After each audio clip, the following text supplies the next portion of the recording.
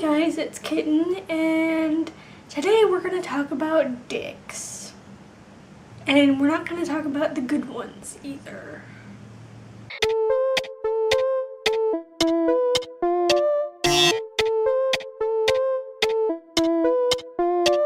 So have you ever been driving on the road or in a car on the road and you encounter the elusive dick that decides to do everything but the law? Yep, we're gonna talk about dicks I have encountered. 2 stories, 2 different dicks.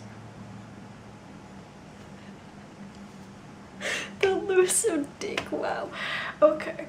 One thing you guys don't know about me is that I love to drive. Driving for me is like a de-stressor, particularly when I'm alone. When I'm driving other people, it's more stressful and it's kind of counterproductive of how I drive and why I like driving. But when I'm alone and I'm driving, that's when I usually de-stress myself the most. Mostly because for me, driving is therapeutic. It's one of those things where you can just like sit back and just focus on the road. And that's it. Crank up the music, but all you're doing is driving. And one of the things that I think is very therapeutic about driving is that that's all you're doing.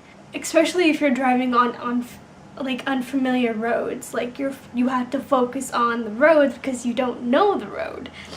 And it makes you focus on driving and not like everything else going on in your life. So with me particularly, I like to drive mountain roads. I know people don't like driving mountain roads, but I enjoy driving mountain roads.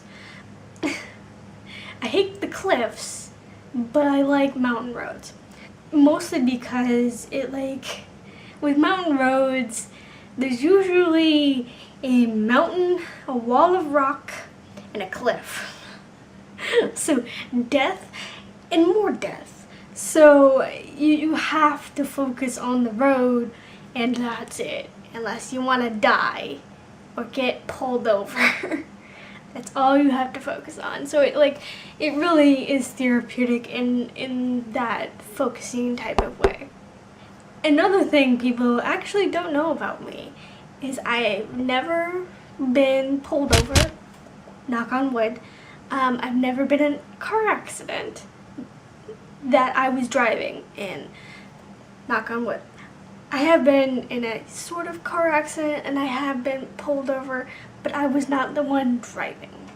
I've never been caught breaking the law or driven drunk or done something stupid. But there was definitely a few times where something wrong could have gone wrong. A lot worse than it did. That's only in one story. The one story, there's 2 different stories, but one of them is shit could have actually happened. The other one is just stupid.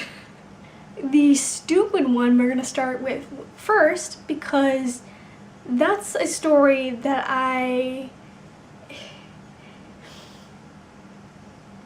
really infuriates me to my core because it was a paramedic car that did it. It was a paramedic ambulance car. That was the elusive dick that I encountered.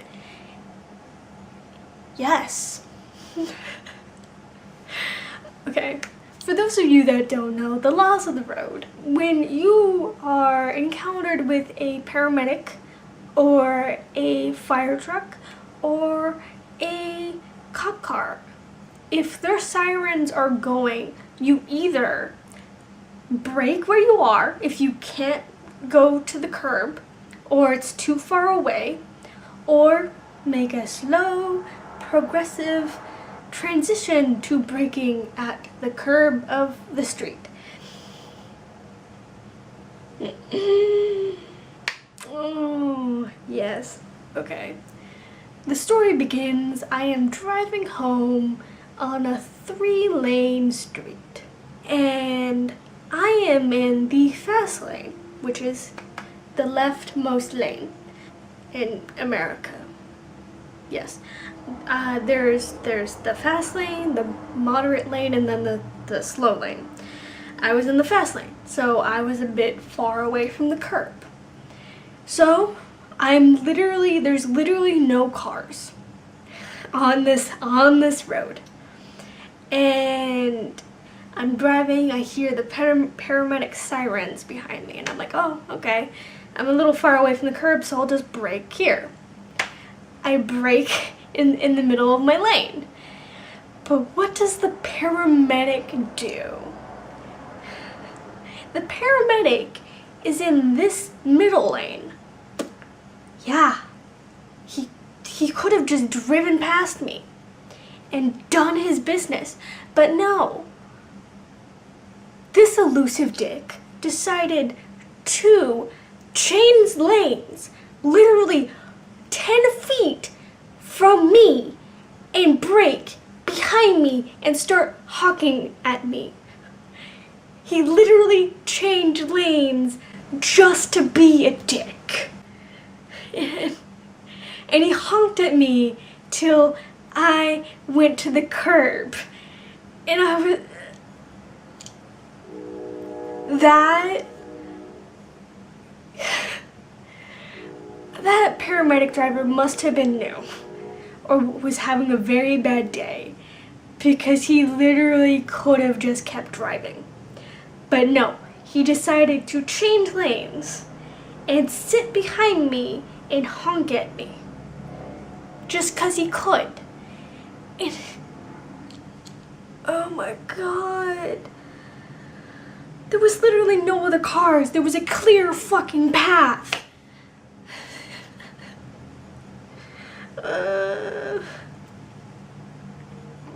Yes. That did actually happen. Oh my god. I was in the moment of that happening when he changed lanes to behind me. I was so fucking mad. Like I didn't actually move for a good few seconds while he was honking at me, because I was that baffled by what the fuck he was doing. I don't understand people sometimes. I don't.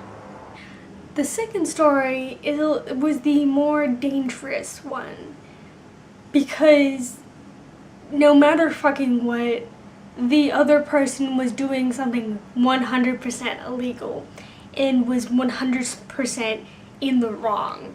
Absolutely. And it was a scary situation, particularly because I wasn't the only one in the car. My best friend Dean was in the car. And this was a week to 2 weeks after Dean had just been in a car accident. And the ridiculousness of this next situation and this next story is just could have been completely avoided if this person could actually manage their anger. I know for a lot of people in this next story they would have called the cops, but I was how old was I? I was 21, 22. So I was in that age where I didn't want to deal with something like that. Now that I'm older, I probably would have, but then again, I go about my way of completely avoiding dicks if I can. This next story is a bit more serious, obviously, because this one could have ended a lot worse. It was at night, and this was during college. So we're driving home. I'm driving him home at night. And there's barely any cars. No cars at all, really. For those of you that don't know, and for those of you that don't know American United States driving laws, you can actually turn right on a red light. So I stop at a red light, I need to turn right, so I look, there's literally no cars. I remember specifically seeing 0 cars. And I turn right, and I'm driving, and then there's suddenly a giant white truck behind me riding up my ass. And I'm just like, oh, okay, that's weird. And he's really gunning it and really close to me, and I'm just like, this is weird. Go away, please. And what does he do? He does that asshole thing where he changes lanes and keeps a constant speed right next to me. So it's like we're driving at the same speed and he stays there. And I fucking knew that when people do that, they're staring at you. They're probably like saying fuck you, blah blah blah, yelling at you. But with me, I was taught not to be angry at situations while you're driving. And if you get angry, brush it off. Because anger is not worth dying over. And so I'm completely ignoring this guy in this big giant white truck that's right next to me. And what does he do? He hovers there for a little bit while we're driving, and then he speeds up. And then he changes lanes to be in front of me. And I didn't realize he was doing this until Dean kind of yelled at me to stop. But he had broke right in front of me just to be a dick. And I knew if I had back-ended him, he would have gotten out of that truck, beaten the fuck out of me if he could, or sued my ass and saying it was my fault. Because generally, in traffic laws, if you're the one that hits the person in front of you, you're the one in the wrong, which is horrendous and stupid because a lot of the time, people actually brake to sue the people that hit them, even though they're the ones that abruptly broke. And that's a common occurrence with driving. So he abruptly brakes in front of me, but I'm far back enough where I can brake, and I don't, like, I'm far away enough, like, that I'm not even near him. So I brake, and he starts flooring it and driving away. And I slowly start to drive again. And it upset me because this person was so mad at me for pretty much, what's the term? Cutting them off, which apparently I guess I did, but I didn't see him when I turned. He couldn't withhold his manly, masculine, testosterone, masculine anger that he had to be a dick about it, and could have caused a car accident because he was a masculine, oh, I'm the man, this like, after that happened, that was like one of those moments where I was just like,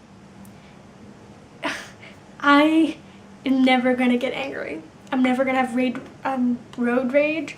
That's never gonna happen. I'm never going to allow it to happen, because that shit's not worth it. It's really not worth it to be like angry about getting cut off. Oh my god. But like it seriously, it made me so angry because my best friend, who had literally just been in a car accident a week prior and was still suffering from injuries, like injuries from that car accident, was next to me when this dick decided to be a dick. And like, I am baffled by people on the road, because